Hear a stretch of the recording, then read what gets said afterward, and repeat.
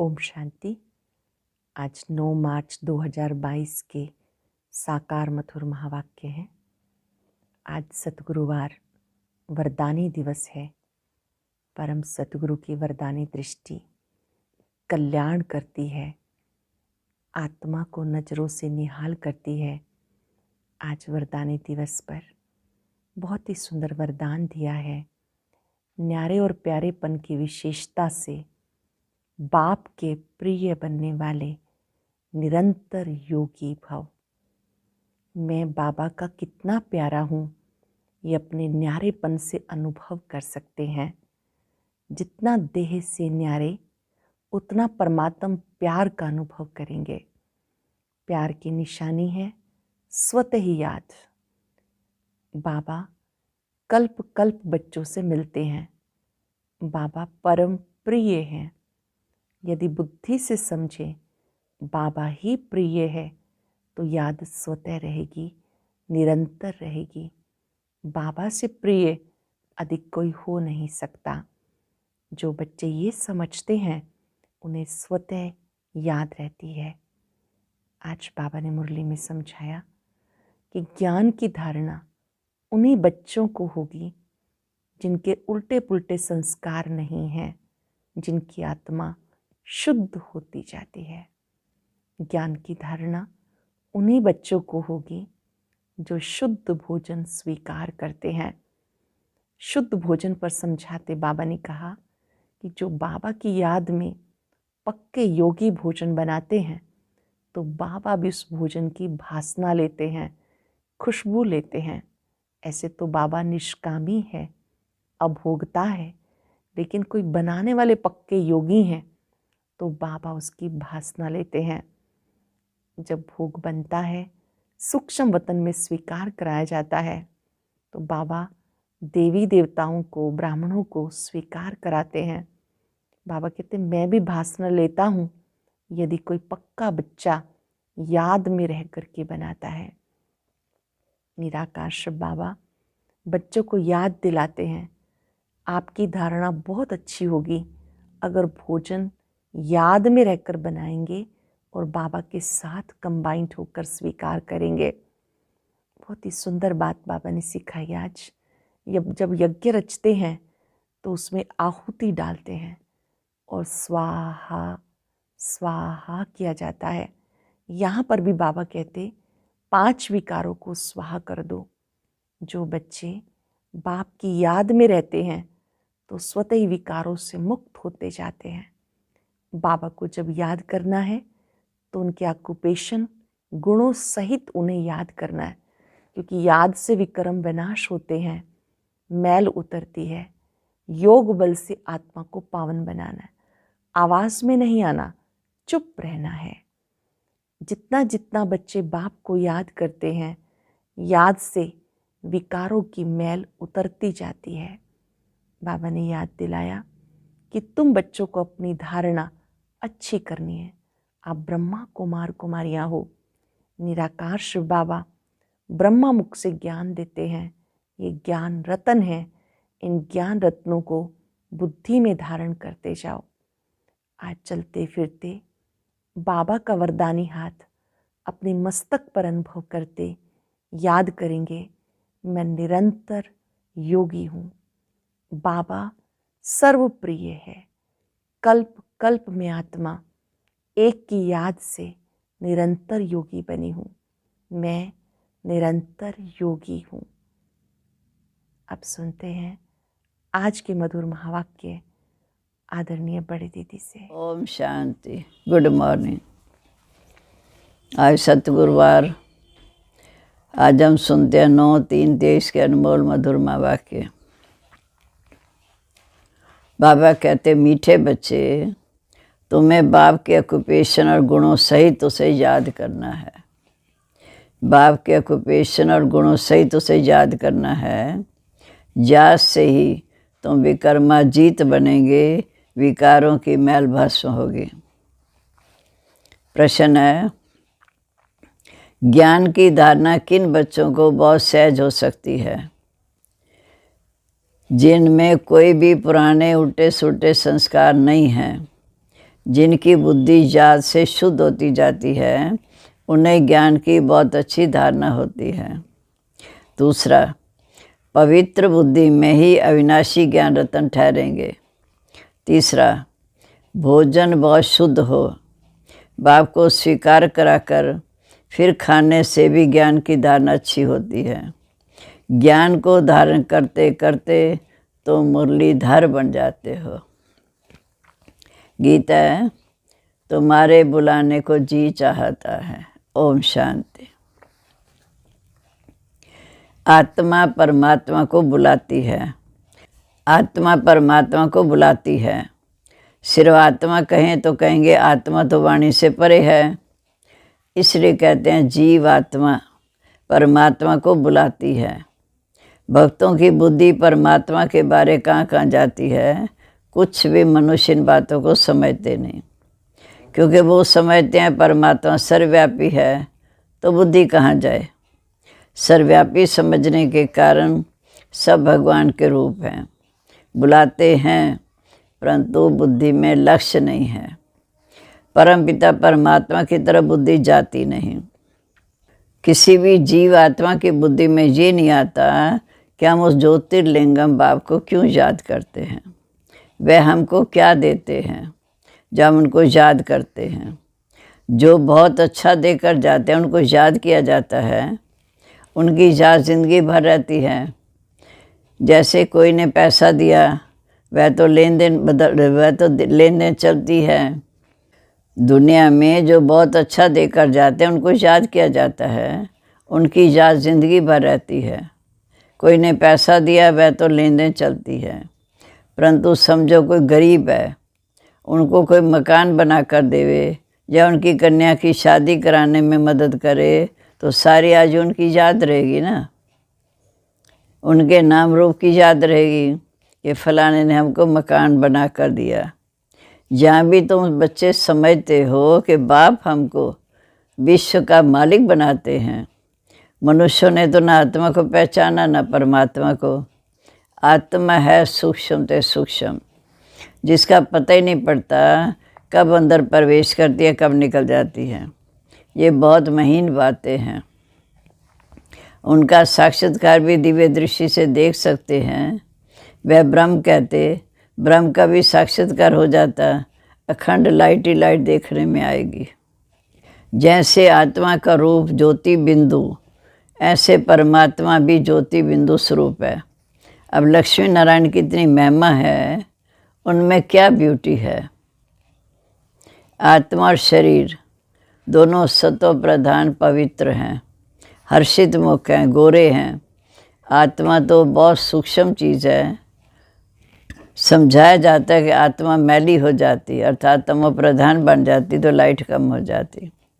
ये लाइट कम और जास्ती की भी बहुत महीन बात है कि सतयुग में हम संपूर्ण पवित्र होते हैं तो लाइट तेज है, कलयुग में हम तमो प्रधान बनते तो लाइट डीम है। हम दीपक का मिसाल देते, परंतु आत्मा तो उनसे भी छोटा स्टार बिंदी है। साक्षात्कार होता है, देख और गया। अब तुम बाप का सिमरन करते हो, बाप ने अपना रूप बताया। तुम जानते हो कि शिव बाबा को याद करने से ही हमारे विकर्म विनाश होते हैं। भल और मनुष्य शिव को याद करते हैं, परंतु इस ज्ञान से याद नहीं करते। वह जानते ही नहीं। ना जानने के कारण विकर्म विनाश नहीं हो सकते। हमको बाप समझाते हैं कि योग से ही तुम विकर्मा जीत बनेंगे, 5 विकारों की मैल भस्म होगी। समझाने मिलने के बाद उस खुशी से याद करेंगे। अभी बाप नॉलेज देते हैं, मनुष्य बाकी तो अंधश्रद्धा में, जिससे भक्ति मार्ग में अलग काल का सुख मिलता है। अब उनको यहाँ बुलाते हैं। तुम जानते हो बुलाने की भी दरकार ही नहीं। जब परमात्मा को जानते नहीं हो फिर बुलाते कैसे। जिसको याद किया जाता है उसके महत्व को, ऑक्यूपेशन को, गुणों को जानना चाहिए ना। परमात्मा की पहचान कोई के पास भी नहीं, इसलिए जन्म जन्मांतर क्या करते आए हैं कुछ भी समझ नहीं। अब बाप बैठ समझाते हैं। गीत में भी कहते हैं, बाबा आप आकर हमको ज्ञान सुनाओ तो हम सुनकर औरों को भी सुनाएंगे। ये गीत बाप की महिमा में है। बाप को बुलाते हैं कि आप आकर हमको सुनाओ, हम फिर औरों को सुनाएंगे। आकर हमें राजयोग सिखाओ, फिर हम मुरलीधर बनेंगे। मुरलीधर को भी ज्ञानी तो आत्मा कहा जाता। तुम बच्चे जानते हो बाप तो है निराकार, फिर वो आए कैसे? अभी तो समझा है कि आत्मा परमधाम से आती है, पहले पहले गर्भ में आना पड़ता है। जीव की आत्माएं सब बाप को याद करती हैं।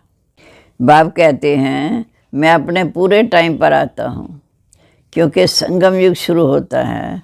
संगम युग कब आता? जब रात पूरी हो, दिन होना होता है। संगम युग आया तो बाप भी साथ साथ आए। संगम युग पर ही बाप बैठ पढ़ाते हैं। ये सब बातें तो ब्राह्मण बच्चे ही जानते हो। बाप बैठ समझाते मैं निराकार ज्योति बिंदु आऊँ कैसे? ये तो कभी किसी ने ख्याल ही नहीं किया। अगर कलयुग के अंत में आया होगा तो फिर से आएगा ना। कलयुग अंत सतयुग के आदि के संगम पर आते हैं तो ज़रूर कुछ कार्य करने के लिए आते हैं, ज़रूर सृष्टि को पावन करने आएंगे। तब कहते हैं कि अब आदि सनातन देवी देवता धर्म स्थापन करने आते हैं। कैसे आते हैं ये भी कोई नहीं जानते। बाप को आकर प्रजा रचनी है या राजयोग सिखाना है तो किसको सिखाएंगे? और फिर वहाँ लक्ष्मी नारायण की आत्मा कोई इकट्ठी भी नहीं आती। पहले नारायण की आत्मा आएगी, फिर लक्ष्मी की आएगी। संबर करेंगे तब विष्णु जुगल रूप कहलाएंगे। राधे कृष्ण बराबर विष्णु के 2 रूप हैं। बचपन का नाम राधे कृष्ण, संबर के बाद श्री लक्ष्मी नारायण। ये बातें और कोई जान 84 जन्म भोग जरूर वृद्ध अवस्था को पाया होगा तो उसका नाम रखा है ब्रह्मा। इनमें प्रवेश किया। फर्स्ट जन्म श्री नारायण और लास्ट जन्म मनुष्य। जब कोई अच्छी चीज़ की इन्वेंशन कर निकालते हैं तो गवर्नमेंट के पास जाते हैं, फिर उनको वृद्धि में लाने की मदद करती है। ये भी ज्ञान ऐसे है। पहले पहले बाप आया, इसमें प्रवेश हुआ, फिर इसमें बैठ ज्ञान दिया। पहले हल्का ज्ञान था, अब वृद्धि को पाता जाता है। अब बाबा आकर हमें कितनी गुह्य बातें सुनाते हैं, परंतु आत्मा में पुराने उल्टे सुलटे भक्ति के संस्कार हैं। वह तब निकलेंगे जब उनको ज्ञान की धारणा हो, योग हो, तब विकर्म विनाश होते जाएं, बुद्धि शुद्ध होती जाए। पहला थोड़ा भी ज्ञान सुनने से कितना नशा चढ़ा और भागे, फिर कितने टूट भी पड़े। माया भी हैरान कर देती है। अब ब्रह्मा के बच्चे वह हो गया ब्रह्मा कुमार कुमारियाँ। ये पूरी रीति समझना है, नहीं तो मनुष्य डरते हैं। वो कहते भाई बहन बनाते हैं। बाप को तो ज़रूर ब्रह्मा का शरीर लेना पड़े, सो भी बड़ा शरीर अनुभवी चाहिए।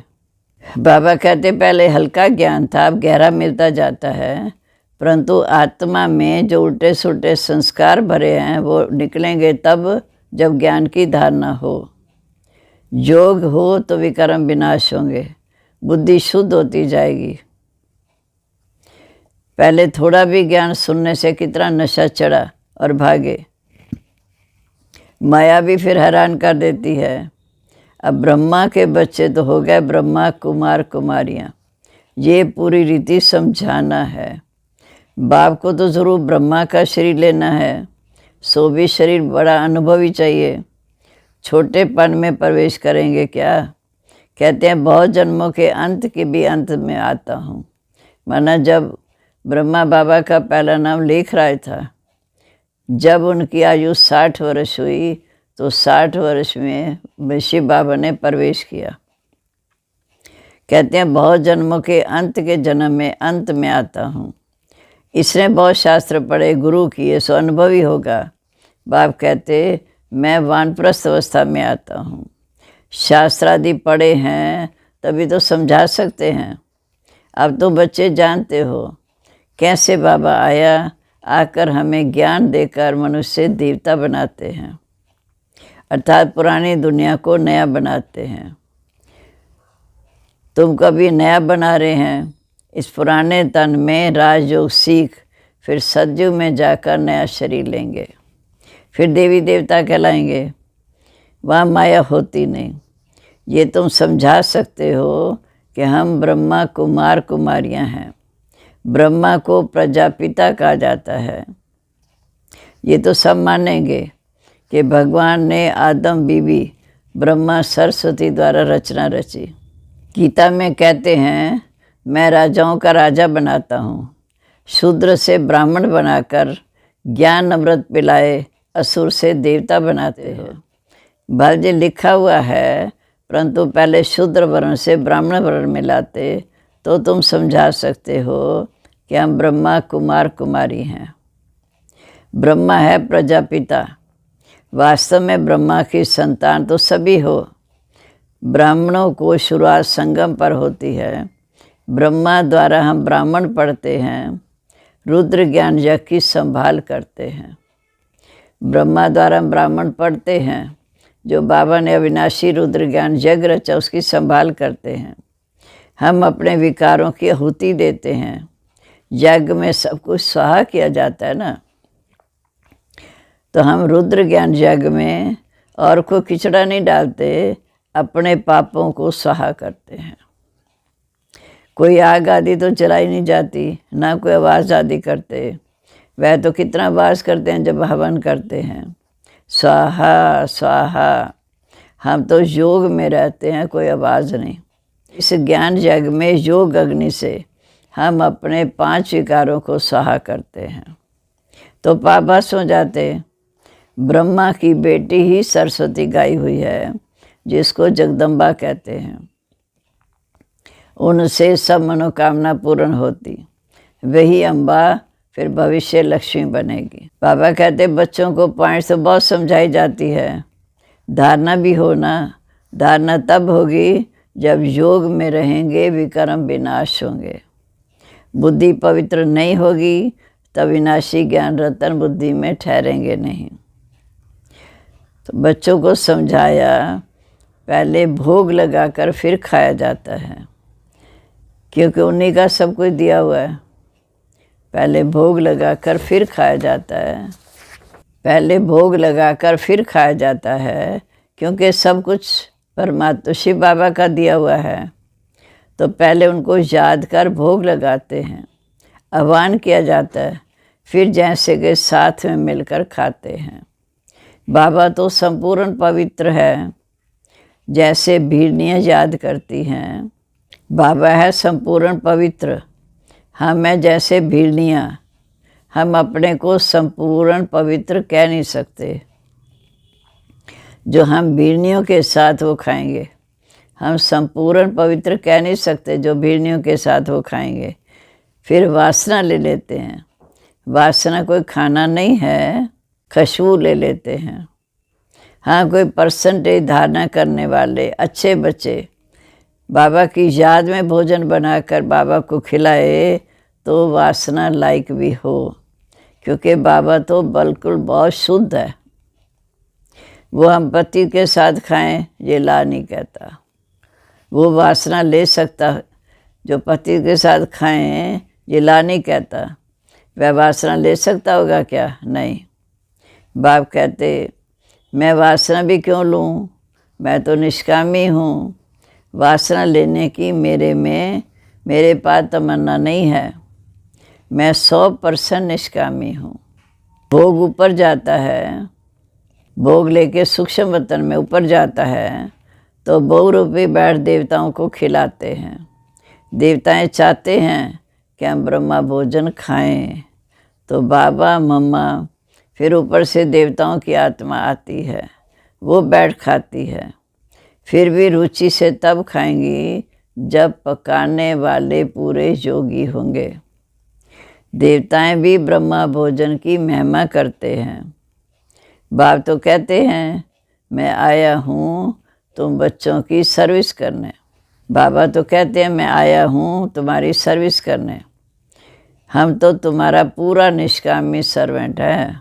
देखो इतना ऊंचे बाप कहते हैं मैं सर्वेंट बनकर आया हूँ। तुम भल 36 प्रकार तो क्या 108 तरह का भी भोजन बनाओ, भक्तों ने भोग लगाया और भक्तों ने बांट कर खाया। भगवान तो निष्कामी है, तो भी ऑफर ज़रूर करना चाहिए। बड़े राजाएं आदि कभी हाथ में नहीं लेते हैं, उनमें भी किस्म किस्म के होते, कोई ले भी लेते हैं। बाबा का राजाओं आदि से कनेक्शन रहा ना, ब्रह्मा बाबा का पहले जब जो हीरे जवाहरात का व्यापार करते थे, बड़े बड़े राजाओं के साथ उनका संबंध था। तो हम बाबा को भोग लगाते हैं, कामना है कि हम बाबा से विश्व के मालिक बनने की रजाई लेवें। बाबा तो है दाता। ये सारे सूक्ष्म बातें हैं। भोग कहाँ लेने जाते हैं, जहाँ बैठ वैकुंठ का साक्षात्कार होता, यहाँ से जैसे गुम है, आत्मा अनकॉन्शियस हो जाती है और शिव बाबा आकर फिर वासना लेते हैं। अच्छा, मीठे मीठे सिक्के लदे बच्चों प्रेत माता पिता बाप दादा का याद प्यार, गुड मॉर्निंग। रूहानी बाप की रूहानी बच्चों को नमस्ते। हम रूहानी बच्चों की रूहानी बाप दादा को नमस्ते। नमस्ते बाबा, गुड मॉर्निंग। शुक्रिया बाबा, शुक्रिया। कितना हमें अच्छी प्लानिंग देते हैं कि भोग लगाकर फिर खाना चाहिए। धारणा के लिए मुख्य सार। पहली पॉइंट, बाप भर निष्कामी है, लेकिन भोजन का भोग ज़रूर लगाना है। बहुत शुद्धि से भोजन बनाकर बाबा के साथ बैठकर खाना है। दूसरा, इस रुद्र ज्ञान यज्ञ में योग बल से अपने पापों को भस्म करना है। आवाज़ में नहीं आना, चुप रहना है। बुद्धि को योग बल से पवित्र बनाना है। अब आज का वरदान, न्यारे और प्यारेपन की विशेषता द्वारा, न्यारे और प्यारेपन की विशेषता द्वारा बाप के प्रिय बनने वाले निरंतर योगी भव। मैं बाप का कितना प्यारा हूँ, इसका हिसाब न्यारेपन से लगा सकते हो। अगर थोड़ा न्यारे हैं, बाकी फंस जाते हैं, तो प्यारे भी इतने नहीं होंगे। एक बाप बुद्धि में हो तो प्यारे हो, किसी देहधारी तरफ बुद्धि गई तो प्यारे नहीं। जो सदा बाप के प्यारे हैं, उनकी निशानी है स्वतः उनको बाप की याद रहेगी। प्यारी चीज़ स्वतः निरंतर याद रहती है। तो ये कलब कलब की प्रिय चीज़ है। ऐसी प्रिय वस्तु भूल कैसे सकती है? भूलते तब हो जब बाप से अधिक कोई व्यक्ति या वस्तु को प्रिय समझने लगते हो। जब बाप को भूल वस्तु या व्यक्ति को प्रिय समझने लगते हो, आप सदा बाप को प्रिय समझो तो निरंतर योगी बन जाएंगे। स्लोगन है, जो अपने नाम मान शान का त्याग कर बेहद सेवा में रहते हैं, वही परोपकारी हैं। जो अपने नाम मान और शान का त्याग कर बेहद सेवा में रहते हैं, वही परोपकारी हैं। और अब सुनते हैं आज का अव्यक्त ज्ञान मोती।